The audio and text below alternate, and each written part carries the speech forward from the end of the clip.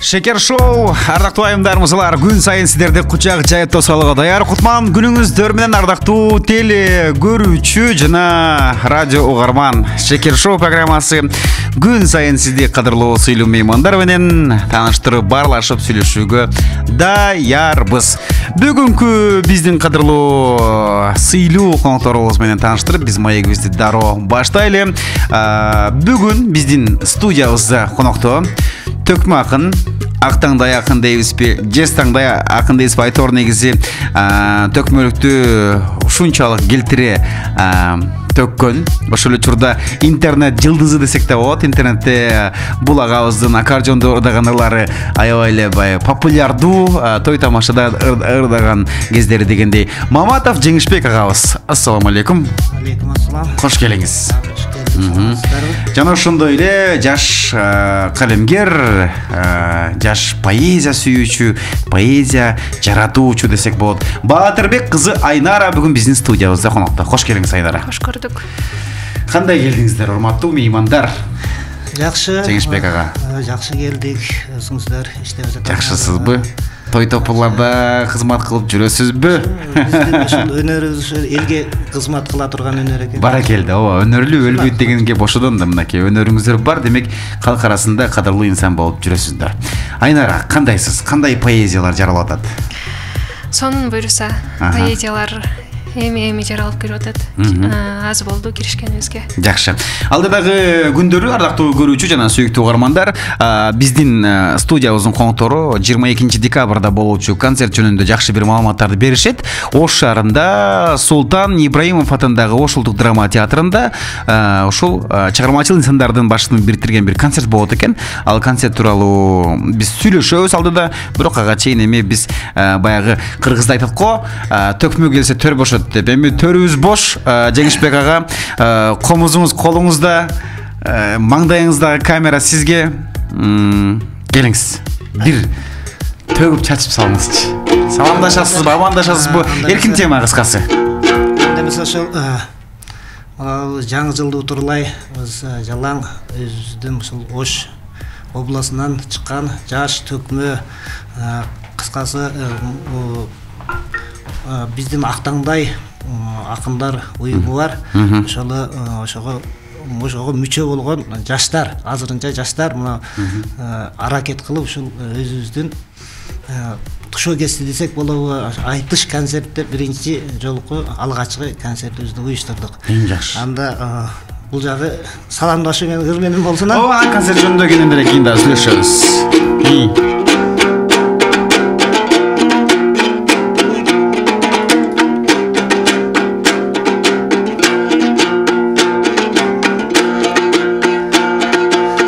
Менен айтып саламдың ырыстуу калкым аманды.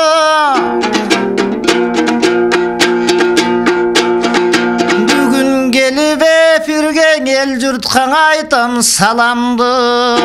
Баракелде. Эфирин күндөн алып барганда бүгүнкү иштерман жигит кыздар аманды. Аман. Чакыртыпсың атайы бүгүн түзеп берген карындаш менен агаңды.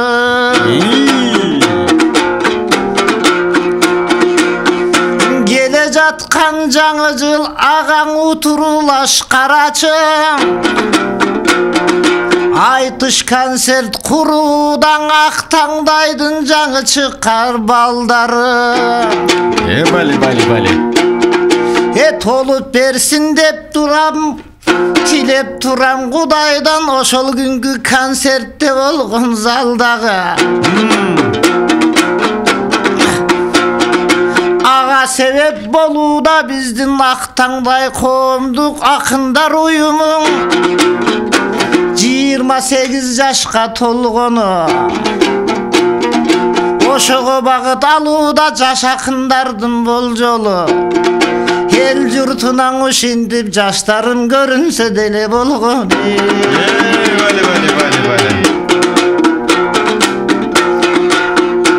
Ушулайдын карачыңаң так эле 22-сиң.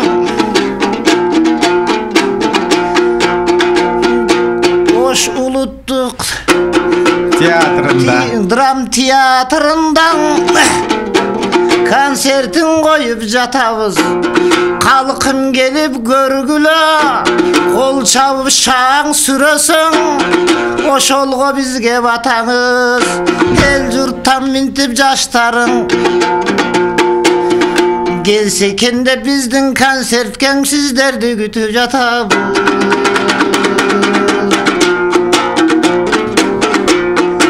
Ал жерде болот чын элиңаң, поэзияң ыргагың. Ойго келбес сонундар болот, андан обонду созгон ырдагы. Айтышат жаштары жандагы, комузду кармап колуна түшкөн балдар алардан. Аталар келген мурдатан акындык деген жолу.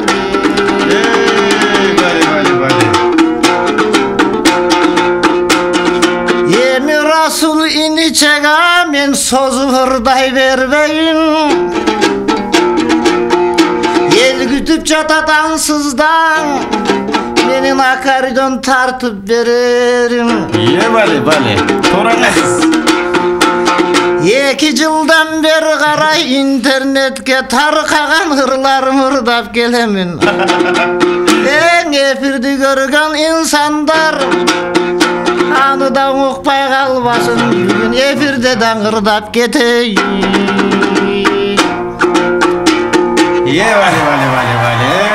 Бали. Баракелде. Эми төкмөгө сетер бошотуп, мынакей төкмөдөн баштадык. Кадырман көрүүчү жана сүйүктүү угарман, бул нерсени сиз туура кабыл аласыз. Эми баягы кыздын кырчачы болуп, эми кызга берели, кандай дейсиз? Айнара, канча жылдан бери ушул поэзияга кызыгып келатасыз? Канча жылдан бери ыр жазып келатасыз? Арыбаңыздар, тарыхы тамыры жайган кадырлуу кыргыз элим. Биз ушинтип ар кандай таланттарды Жети Дубандын булуң бурчуна жеткирген Ош Пирим радиосуна алгач ыраазычылыктар болсун. Эми мен негизи ыр поэзияга киргениме 3 жыл болду, бирок чындап киришкенге 1 жыл эле болду. 3 жыл болду, бирок баягы сиздин кызыгууңуз болгон, анан баягы чыныгы ырга сүңгүгөнүңүзгө аз эле убакыт болуп калды. 1 жылга жакындап калды. Канча жаштыгыңыздан бери ушул поэзия ыр жазууга кызыгасыз? Негизи алгачкы ырым 3-класста апа жөнүндө жазылган. Чиркин. Андан кийин бир топ убакыт токтоп 9-класста башталды, ошондон бери уланып келет. Поэзияга кызыгуу башталганда сөзсүз адам же апасы жөнүндө же мекен жөнүндө жазат экен да бир ырды. Мен да мисалы үчүн илгери кызча эле 5-классымда апа деп жазган ырым бар да, апам жапкан кызыл нан деп. Жакшы. Анан каяктын сулуусу болосуз? Нокат районунун Кыргыз Ата айылыкматынын колун. Кыргыз Атадан болосуз. Кара койдун тунук суусун ичип чоңойгон кыз турбайсызбы? Жакшы, баракелде. Кайсыл кандай ырларды бүгүн эфирге даярдап келдиңиз? Анда келиңиз, Айнара, сизге микрофон кезегин берели. Сизден дагы бир жагымдуу ырсаттар болсун. Андан кийин ага чейин болсо Жеңишбек агабыз бир мындай даяр туруңуз, аккордеонду алып баягы интернетте тараган ырларыңыз бар го, ой жалт-жулт эткенче лайк көп алган дегендей. Анан ошого биз кезек берели. Айнара, бүгүн биздин студиябызда коноктоо жалпы угармандарга жана жалпы көрөрмандарга азыр поэзиясы тартуулайт. Урматтуу коноктор, биздин азыр көрөрмандарыбыз республика боюнча көрүп жатат. Угармандарыбыз болсо Ош, Жалал абад, Баткен облустарынан тыңдап жаткан кезде. Тыңдармандар да көп, көрөрмандар да негизи көп. Анда келиңиз, Айнара, кеп кезек сизде. Негизи ар бир калемгер поэзияга кирип, поэзияга жакын болуп баштаганда жана акындыктын түшүгү болот. Ошондо кыйналып жазган ар бир эле калемгерде ошондой ыр болсо керек деп ойлойм. Мен да ошол кыйналууну апам аркылуу берген бир ырым бар, ошону окуп берейин. Жакшы болот. Тыңдайбыз. Ыйлоого же жыргоого жаралдыкпы? А мен ырыс деп билдим жалаң букту. Алсыз туруу ошончо күчтүү болгон. Апа, кантип көтөрдүң аялдыкты? демді өчүрдүң, турмушум жүдөттүң миң, дебей кайра дүйнөмө гүл өстүрдүм. Кайрат күчүн аялдын берген үчүн, карегимде жаш туруп, гүл өттүрмүн. Саптарыма байладым, жашчылыкты. Сөздөрүм мени жашатат жакты, мыкты. Калемимден жакшы сап чыккан сынып, барагымдан издеймин жакшылыкты. Талбай ойлойм, эртеңди, бүрсүгүндө, таразага амалдуу үчүгүндө, сезгиштигин акындын берген үчүн сезип койгон чыгармын түйшүгүмдү. Ыр жазбасам, мен үчүн жакырылык бу. Ырдан туям асылдык, жакындыкты. Алыс бирок ааламдан күйүктүргөн апака антип көтөрөм акындыкты. Кайралчуда, күчтөн чөкүттөрдөн, кызыңда апа кубатта өчүпкөнгөн. Теңир балким татыктуу болосуң деп, аялдыкка акындык кошуп берген. Эгең сунат кайратың жетчүү күндө, эне шутуп кубатта эссизиңде. Кандай сонун, баягы апанын асылдыгын даңтаган баракелде. Кандай темаларга көбүрөөк Айнара кайрылып атасыз? Кандай темалар мындай жүрөк ышкысын козгоп атат? Буга чейин мектепте окуп жүргөндө апа ата-эне жөнүндө жазасың. Андан кийин азыр биздин курагыбыз сүйүү темасына көбүрөөк кайрылат. Сүйүү саптары көбүрөөк. Жакшы. Өзүңүз сүйдүңүз беле же сүйүлдүңүз беле? Ал сыр бойдон кала берсин. Бирок негизи ал нерсе болбосо ашыктык сезими же оргуштабаса, же сезимдер бир толкубаса, мынче бир кайсы кайрык келбесе керек дейм. Негизи болгон да, туурабы? Жок, негизи мындай болот. Калемгер жаңы ыр баштаганда ырларды жасап жазат да. Кимдир бирөөнүн турмушунан же болбосо айрыкча кыздар досунун турмушунан таасир алып, ыр жазып, ошондой нерселерден таасир алып жазып кое бериши мүмкүн. Чыныгы поэзияны түшүнүп баштагандан кийин ыр жазуунун саны дагы азайып баштайт. Анан өзүңдө болгон нерсени гана жазып баштайсың да, чындыкты жазып баштайсың. Ооба. Биринчи жасап, анан кийин жашап, баракелде. Эң сонун жакшы сөз болду негизи. Сүйүктүүлөр, бүгүн биздин студиябызда конокто Төкмө акын, интернет жылдызы, жестаңдай акын десек болот. Мынакей актаңдай акындарыбыздын катарын толуктап келаткан. Бүгүн биздин студиябызда конокто Маматов Жеңишбек агабыз жана ошондой эле жаш калемгер Баатырбек кызы Айнара болуп жаткан кезде. Эгерде сизде суроо жаралса, кызыктырган сурооңуз болсо, бизге жазып коюңуз. Экрандагы номерлерге угармандар үчүн айтам: 0559 66 16 36 номери сиздин сурооңузга жооп алып берет. Сурооңузду жоопсуз калтырбайт. Жеңишбек ага, өзүңүз жөнүндө айтып бериңиз эми. Интернетте кандай жылдыз болуп калдыңыз? Эми интернетке видеолоруңуз TikTok'то, YouTube'да аябай жайнап кетти го. Жана өзүң айткандай, мен аны өзүм тартып киргизбеймин негизи. Микрофонго жакыныраак. Анан баягы жакшылыктарда, тойлордо, анан кандай бир кечелерди барып ырдап калсам, эгер жагып калган болсо ошо тартып ошол жерде жүргөндөр эле. Ошол жерде жүргөндөр эле эл, эми ошону сүйүнөм негизи, кубанам ошол. Мен дагы жактырып ушул өйдөгө чыксын, элге көрүнсүн деп баягындай мындай жеткенде реклама кылып. Ошондо Төкмөлүктөн сырткары дагы ошо той тамашада тамашалууларды көп ырдайсызбы? Ооба, тамашалуу. Жашоодо өзүңүз төкмө болгондон кийин ар кандай жерде ошол жерде импровизация. Ошол жерден эле алып өзүнөн алып эле жаратабыз ora. Эң сонун. Азыр карындашым Айнаранын ыры таасирдентип мен дагы. Ооба. Энени кимдер сүйбөгөн, эне үчүн кимдер күйбөгөн. Ооба да. Мен дагы ушул өзүбүздүн эле айылыбыздан, айыл өкмөтүбүздөн бир жигит ошо Россияда жүрүп, апасынын салып жиберген алмасын жуубай жедим деп ыр жазган экен. О чирким. Мелис Маматжановдун ыры да негизи. Ону кимдики?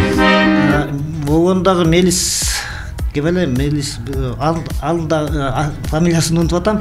Алда Мелис деген жигит ооба. Бирок ооба Мелис деген аккордеондо ойногон жигит, бирок сөзүн жазган Мелис Маматжанов. Туура. Айылымдын жуба жедим алмасын, апакемдин алмасы чыгармасы. Угабыз.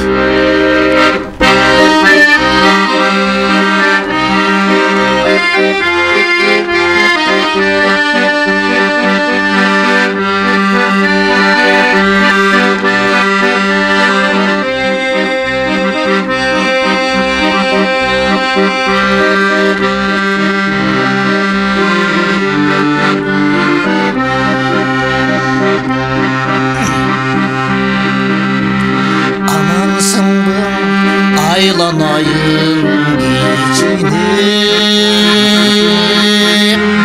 Alaksıdım koymadım bu işimde Dinle verip cibireyin degende Meriminiz gerek dedim içine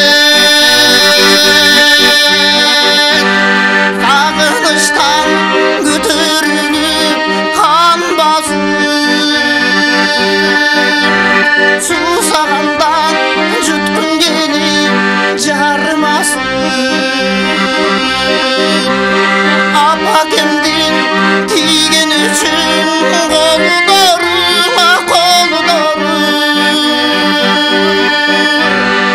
Ayılımdın jubay dedim ben almasın Apakemdin tigen üçün kollarıma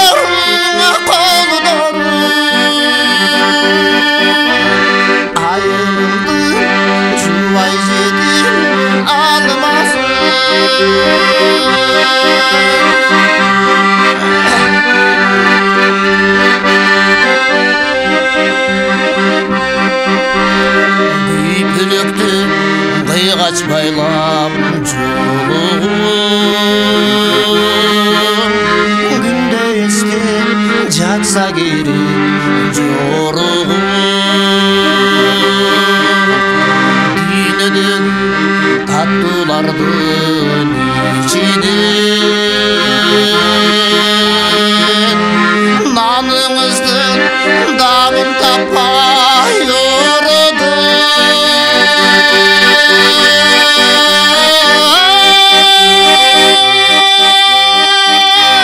Sağınıştan götürülüp kan basın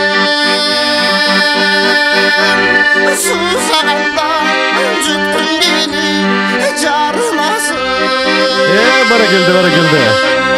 Apakemdin tigen üçün kollarım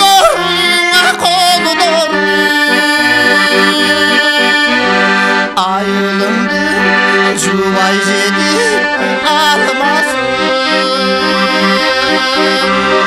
Apakemdin tigen üçün kollarım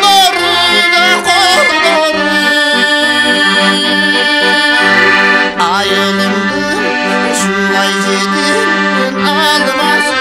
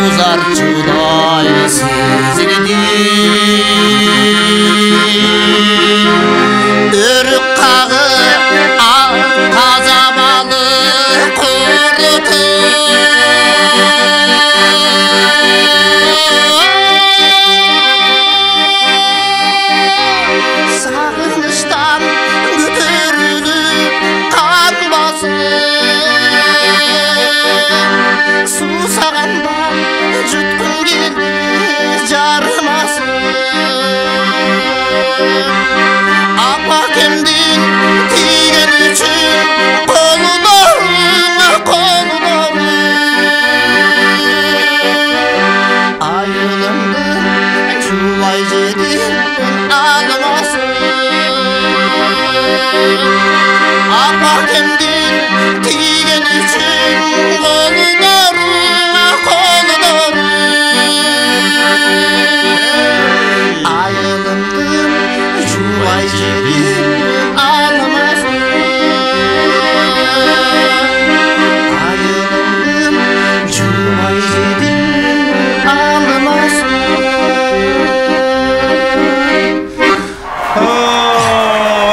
Ora geldi. Апакемдин алмасы жагымдуу урдесте сөзүн жазган Мелис Маматжанов деген акын жигит, онун жазган Мелис Жусупов деген жигит аткаруучу бүгүнкү биздин кадырман сыйлуу коногубуз Жеңишбек Маматов агабыз болду. Баракелде. Айылыңыздын алмасы эгерде ал жаныңызда болсо жууа жетпелеңиз. Бул эм философиялык кандай ой толгоо ал дегени кандай башкача адам айта алгыс нерсе да бул адамдын ичиндеги башкача. Эми чоң маанини негизи ошо айылымдын алмасын жубай жете элем деп баягы бул сагыныч, кусалык, айылды көргүсү келип эңсеп турган чаң көчөсүндө чаңын керек болсо жеп салам, жутуп салам деген эле жакшы ыр негизи. Сагынычын жеткизген да ушул менен сонун жеткизген. Жакшы. Өзүңүз дагы обон чыгарып турасызбы? Обондоруңуз барбы?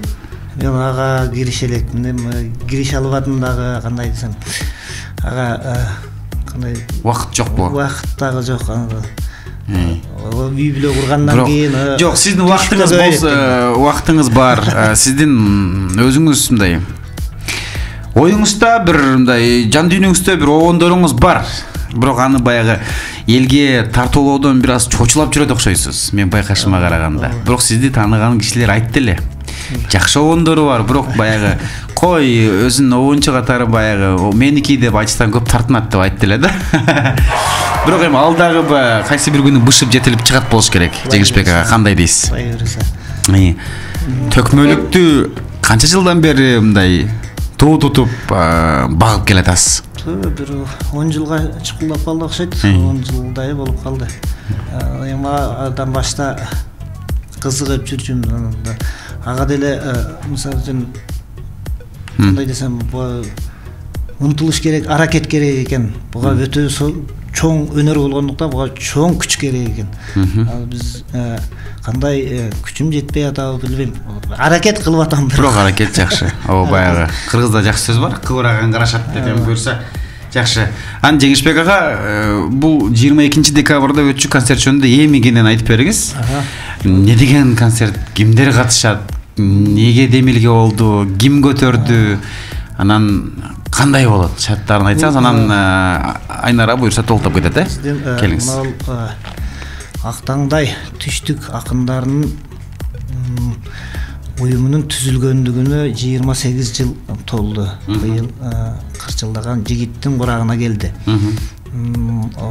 Ошонун негизинде жаштар дагы акындардын артынан акындар дагы улана берет, биздин артыбыздан келе жаткан алардын дагы артынан чыгат да Кудай буйруса. Ама ошолор азыр кандай десем күчкө толуп турган мезгилдери ошолордун демилгеси менен, жаштардын демилгеси менен ошол нерсе уюшулду.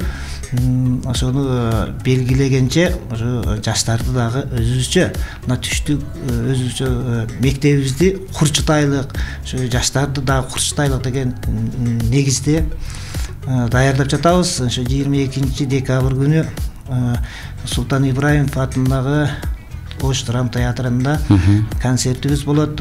Билеттер сатылып атат. Кудайга шүгүр. 22 декабрь күнү ошондо драма театрда кечкисин 18:00-да. Бир нерсени дагы айтышыбыз керек. Ушул Актаңдайдын эң биринчи негиздөөчүсү Абдыбали Акимбеков агайыбыз ушул колдоп кубаттап бизге шык берип атат. Шык берип, силер алдыга жылгыла, силер болгула деп, бизге чейин дагы канчаларын бул кандай десем мектеп да. Ошол канчалары ушул бизден чыкты. Дагы чыга берет, аракет. Жакшы. Айнара, эми сиз толуктап кетиңиз. Бул концертте кимдер катышат жана кандай өтөт? Менимче поэзия дагы аралашат окшойт. сөз түрдө кече поэзия окулат, андан тышкары айтыш, таланттар, манас айтылат.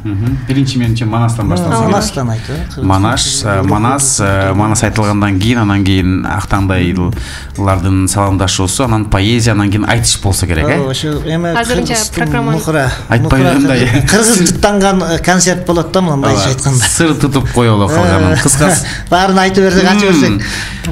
Кыскасы кыргыз жыттанган, кыргыздын дастандары, кыргыздын ушул фольклору, айтышы, айтор бардыгы камтылган, манасы камтылган концерт. 22 декабрда, демек, да ушул негизи ушул чыгармачыл инсандарды дайыма Ошпирим жалпы медиа холдинг колдоп келебиз. Ошол колдоо иретинде бүгүн биз сиздерди мынакей чакырып, жайылтып болдурабыз. Ардактуу Ош шаарынын тургундары жана меймандары, сөзсүз 22 декабрды унутпай калтырбаңыздар. Мен да мисалы үчүн сөзсүз бул концертке барам деп азыр камданып аткан кезим. Тынар деген жигит айтты. Ошол сиздердин иш чараңыздар жөнүндө. Жакшы. Эми биз Айнаранын ырларына кезек берели. Концертте дагы мындан да жакшы буйрса, мындан да башка ырлар окулат. Бирок азыр эми эфирде биз дагы бир поэзия тартып алалы. Келиңиз. Буга чейин апалар жөнүндө ыр болду, апа кебиздин алмасы жөнүндө ыр болду. Эми сүйүү темасына өтпөйлүбү? Ия. Макул, ошентип эле. Кайсы ырга орун беребиз? Сүйүү саптарынан жазылган ырым окуп берейин. Аты жок ырларбы? Ооба. Кеттик анда.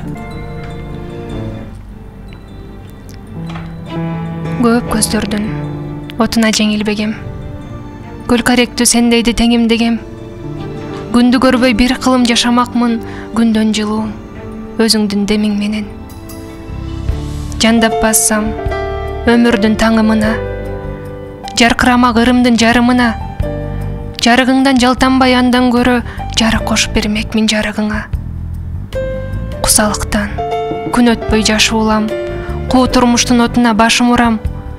Куйкаланып жатсам да кызганычтан, курунам сартына жашырынам.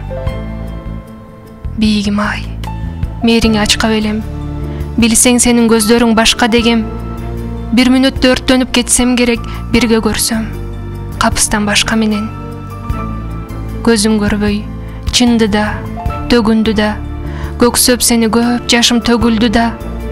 Баштан аяк армандуу ыр жаздырбай, баш коштуруп кетеби өмүр мына. Бирге кылып калса экен өмүр мына. Баракелде.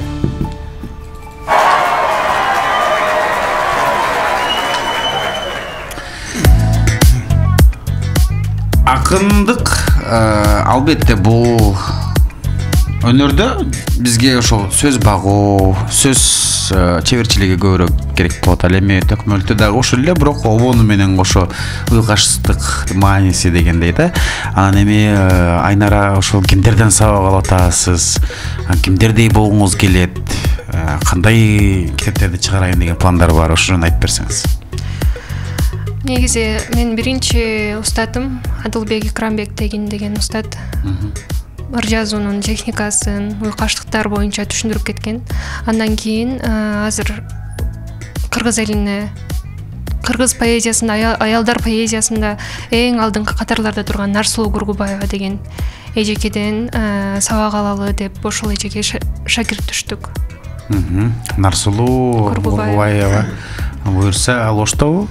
Азыркы учурда Москвада 20 жылдан бери Москвада негизи. Бирок биз онлайн түрүндө байланышып турабыз. Эң сонун. Адашпасам Нарсулуу Кургубаева жакында эле келип кетти. Анан Осмонов атындагы сыйлыктын ээси болду окшойт менимче. Адашпасам ал Осмонов атындагы сыйлыктын ээси болду. Анан ошол поэзия сынагынын баш байгесин жеңип алды окшойт. Ырлары дагы өзгөчө чындыгында. Жеңишбек ага, ачык жооп бериңизчи. Аккордеонбу жок комуз? Кимиси жакын сизге? Негизинен бул өзүмдүн патриоттук сезимиме алганда комуз жакын. Биринчи дагы буну биринчи комуз үйрөнгөм. Ал эми чыгармачылык сезимди алганда десе аккордеонбу? Кандай десем, бул турмуш тирикчиликке байланышып калган үчүн буну дайыма жанымда жүрөт. Анда экөөнү бөлбөй эле коелу. Экөө бирдей эле экен да. Кош тизгин. Мен дайыма айтып келем негизи. Өзү немистин аспабын кыргыздын аспабы кылып баягы канга сиңирип кеткен бул ырдын пири Ырыспай, Асангалай Керимбаев, Токоношбаев жана башкалар. Негизи баягы кыргыздын аспабы эле кылып койду да. Азыр эми жаңы түрүлгөндөр кайсы аспапты билесиң десе колмоз аккордеон деп кош айтып кетебиз да. Негизи биздики башка баягы сыбыз, гооз, колмоз, коз, чопо, чор, ушинтип кете беребиз да. Эми алар баягы аккордеондой үн чыгарбайт, бирок негизи үнү башка. Анан канча жашыңыздан бери аккордеонду асынып ойноп келатасыз? Мен өзү 9 классымда комуз үйрөндүм. 2 жылдан кийин 11 классты бүткөндөн кийин аккордеонду үйрөндүм. Музыкасыз жашай албасаңыз керек сиз. Эми ооба. Күнүгө жок дегенде бир 5-6 ырдап турасызбы? Ырдабай калган күнүңүздө болобу? Ишке алаксы эле унутуп калбасам баары негизи болот. Бир кармап алып коюп коем. Ойнобосом деле бир кармап коюп коем. Баягы эми баягы жакшылык, той топор, концерт жана башка нерселер эми бул баягы официалдуу жумуш эмес. Бирок официалдуу түрдө чыны каякта эмгектенип атасыз? Туура суроо. Өзүм туулуп өскөн айылымда өзүмдөй балдар чыксын деген максатты алдыга коюп, ошолорго тарбия берейин, үйрөтөйүн, бар бекен деп арасында издегенче ошол өзүмдүн айылымда Каныбек Абдулдаев атындагы мектеп өзүм окуп бүтүргөм. Ошол жерде мугалим болуп иштейм. Музыка мугалими. Музыка мугалими болуп иштейм. Кайсы айылда? Ташарык. Бул Мелис Мамачановдун айылы ошондо? Ал Жаңарык. Ал Жаңарык, сиздики Ташарык. Ошо айыл өкмөтүбүз бир. Ташарык айылында. Мелистин ырын жактырып ырдайм. Ырдай албасам дагы ошону болушунча аракет кылып ырдайм ошо. Анан мугалим болгон кандай экен? Мугалим болгон бул чыргалды. Бул балдар менен кошулсаң бала кыялуу болосуң, сезимдериң дагы балдардыкындай болот. Эч нерседен капа болбогонду үйрөнөсүң. Негизинен шайыр болот. Бала менен бала болосуң деңиз. Бала негизи бойдок болсоң, үйлөнө элек болсоң, балдар менен иштеп турганда үйлөнсөңчү, балаң оңой багасың, андайча айтканда. Жакшы лайфхак болду. Секретин айтып койдум. Келиң сонда ырга кезек берели. Айдара дагы эми сүйүү темасында кайрылды, мен дагы ошо сүйүү темасын ырдап берейин андан. Интернетте таркап кеткен ошол маршруткада бир тойду ырдасам, ошол таркап кетиптир. Ошол ырдап берейин эми. Атай Обонбаевдин күйдүм чогун аткарып берейин. Жакшы болот.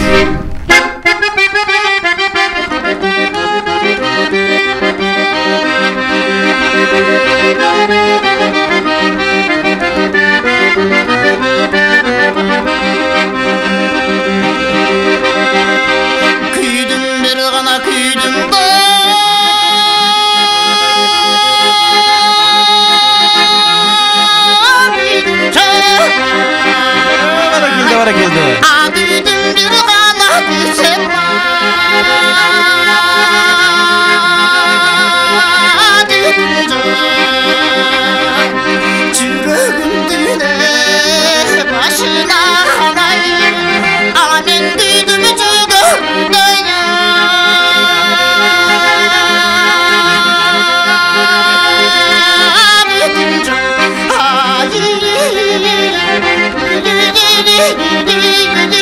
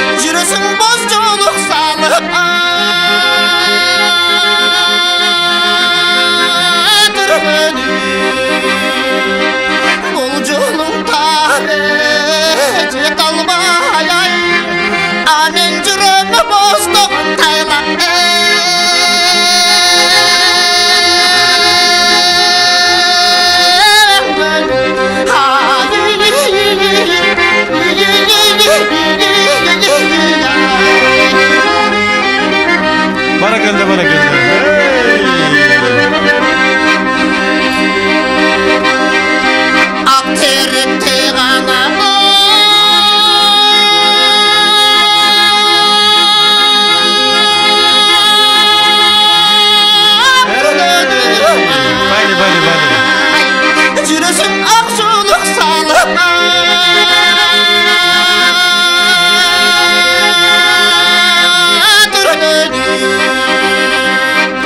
айлың күзде жет алмай ай мен жүрем адашқан тайлақ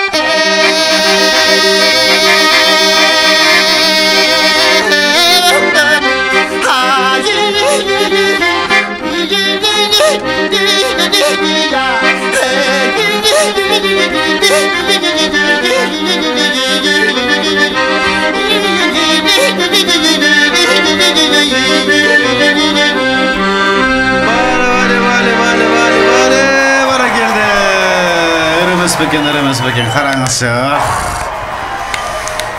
Отырып ушул токтобой ушул бүтпөс экен деп эле отургум келди чындыгында, Жеңишбек ага. Булар өзү Атай Оганбаев атабыз өзгөчө кылып буну чын кандай десем, элде жок сезимдер менен жараткан окшойт жаңабыз.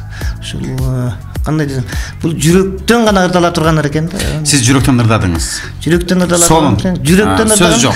Ооба. Жүрөккө жетет экен. Эч ким бул нерсеге каршы болбойт. Эң мыкты ырдадыңыз. Белизмаларды ушунчалык аккордеонго негизи салыш кыйын да, негизи баягы аккордун келтириш керек дегендей. Эң сонун агай. Сонун. Бир замандашыбыз коңгуроо чалып атат. Менимче жакшы бир сөзү бар окшойт. Кабыл алып коелучу. Саламатсызбы? Саламатсызбы. Байке, биз сизди угуп атабыз. Кандай ой тилек менен телефон чалып калдыңыз? Ушул жигиттин өрү мага жакты, мен оштон чалып атам. Аябай жакшы айткан, азыркы өрү аябай жакшы, колуң менен жакшы айткан эле. Ооба. Жакшы болду. Ушул жигиттин номерин берсеңер, мен жакында 50 жылдыгын кылам. Ушул Атай тойго чакырайын дедим эле. О, жакшы болот амды. Аябай. Эң сонун, макул. Атыңыз ким? Номер берип койсо, Алыкулов Медер. Медер байке. 50 жылдыңыз болот экен. Мен анда 50 жылдыңызды алып барып, Жеңишаке ырдап берсин да. Көрдүңүзбү? Эл баягы өнөр да бул жакшы өнөр. Акыркы учурда байкап атасызбы? Эл дагы негизи ушундай бир жандуу үнгө суусап, бир жандуу бир аткарууга көбүрөөк көңүл бөлүп калды. Жеңишбек ага, Айнара, сиздерге чоң рахмат. Бизге бөлүнгөн убакыт соңуна келип жетти. Ыраазычылык билдиребиз. 22 декабрь күнү Ошолдук драма театрында Султан Ибраимов атындагы ошол Актандай акындардын, поэзиячылардын, калемгерлердин, бардык манашчылардын бир чыгармачылык кечесине барыңыздарды чакырабыз. Анда да ушул таланттар өздөрүнүн ырларын окуп, ырларын ырдап, төкмөлүгүн кылып дегендей. Эми келиңиз, жалпы калың журтка Жеңишбек ага сизден жакшы кабыл тилек болсун. Биринчиден ушул жалпы кыргыз элибизге бекем ден соолук, соолукта жүрүшсүн, оору сыркоо деген нерсе болбосун, мекенибизде тынчтык болсун, эли журтубуз аман болсун, жети дубан жергебиз, жети дубан элибиз бар. Ушул калкыма дайыма жүргөн жерлери тойлор, жакшылыктар боло берсин. Эч качан кайгы капа деген нерсе болбосун. Айтканыңыз келсин. Бизден алыстасын. Барыңыздарга, бүгүн эфирде угуп көрүп жаткандарга чоң рахмат. Ошондой эле биздин мынау концертибизге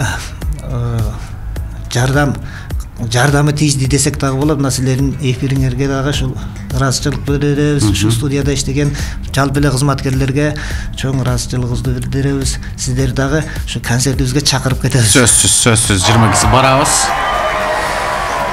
Гүл көтөрүп барбасак дагы пул көтөрүп барабыз деген кеп бар го. Кол чалып барабыз дегенде жакшы. Айнара, келиңиз. Маңдайыңызда камера, жалпы угарман көрөрманга жакшы тилек.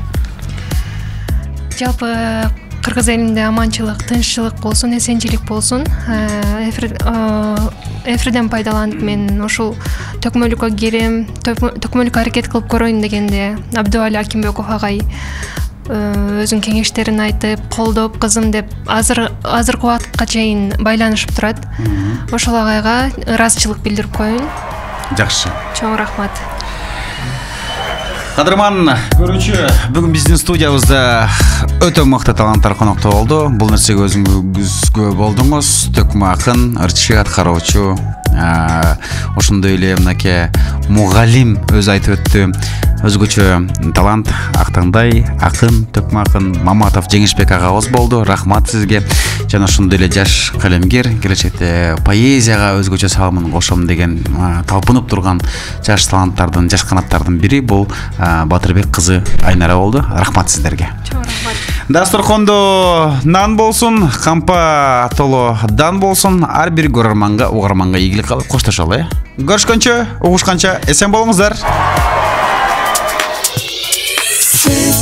Шекер